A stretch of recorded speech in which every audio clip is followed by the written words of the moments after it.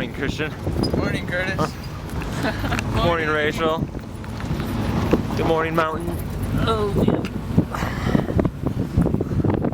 It's another beautiful day in the neighborhood. Good morning, Samantha. Good morning.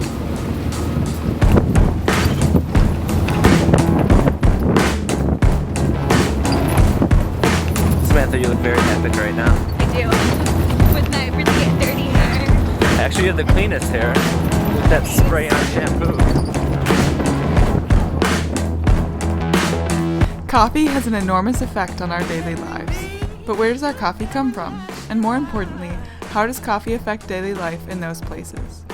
This spring break, we traveled from Wheaton College to Azabache, Honduras to follow the bean, not only from crop to cup, but from crop to community. We wanted to see how coffee affects every aspect of life in rural Honduran villages, including the women, families, education, the local economy, and healthcare.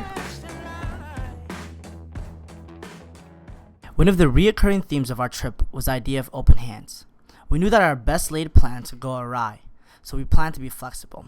We wanted to learn as much as we could about Honduran culture, coffee farming, and the Azabache community.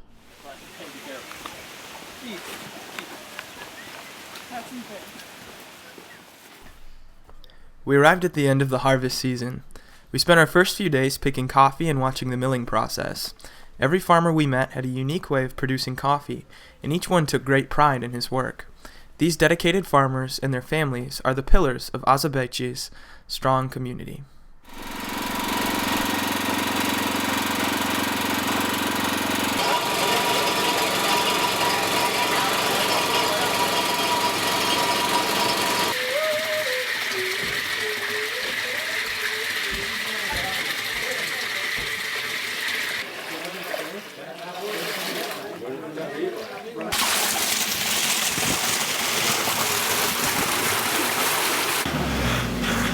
Excuse me, buddy.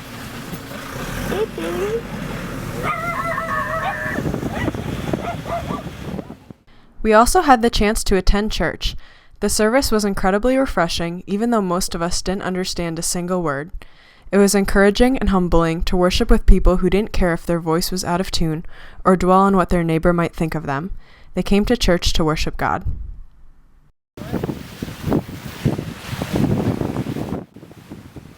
We visited the health center, Buena Esperanza, which provides basic health care and health education for the area. It was sobering to learn about the challenges the health center faces.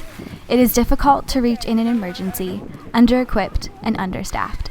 While the center is doing excellent work with the resources it has, any serious health problems need to be addressed in Danlí, which is 2 hours away. Honduran children attend school for 10 months out of the year. Azabache School, Luis Landa, provides education for over 150 students from kindergarten through 9th grade. After graduating, some students pursue further education in Danlí, the nearest city, but the cost of tuition, room, and board is often too high, and many return to the mountains to work.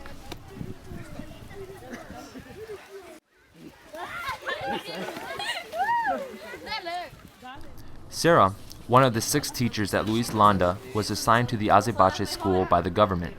She was trying to expand her students' understanding of the world. So they planted gardens and learned about the environment. She taught her students to think about where they throw their trash and to ask where their drinking water is coming from. She expressed frustration with the lack of resources, but acknowledged the strength of Azabache's school. 3 years ago, the women of the community formed a co-op to roast and grind coffee. After receiving a grant specifically for women, they designed their own program to sell high-quality coffee locally. These women have been responsible for the co-op from its conception to the present, and they have plans to expand.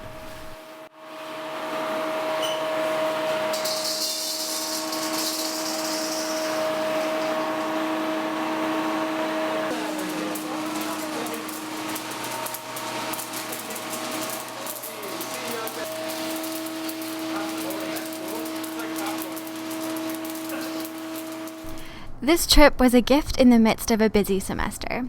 For some of us, that meant peeking inside the supply and demand line of the coffee market.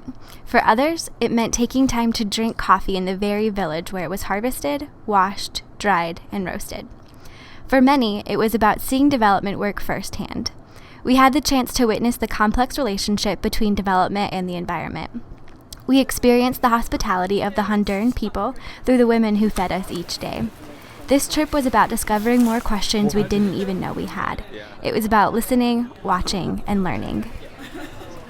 We all had the chance to follow the bean, but we also saw how the bean affects lives everywhere, from rural Azebache to a Starbucks in the Miami airport to the cafeteria in Wheaton.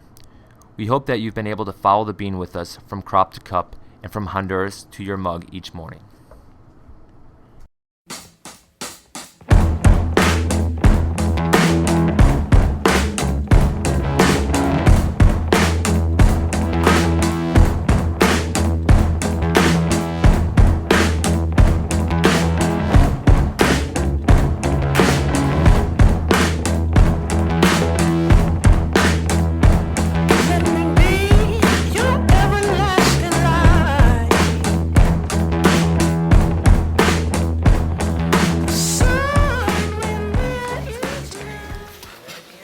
Oh, that's so cute. Do that one more time. Oh.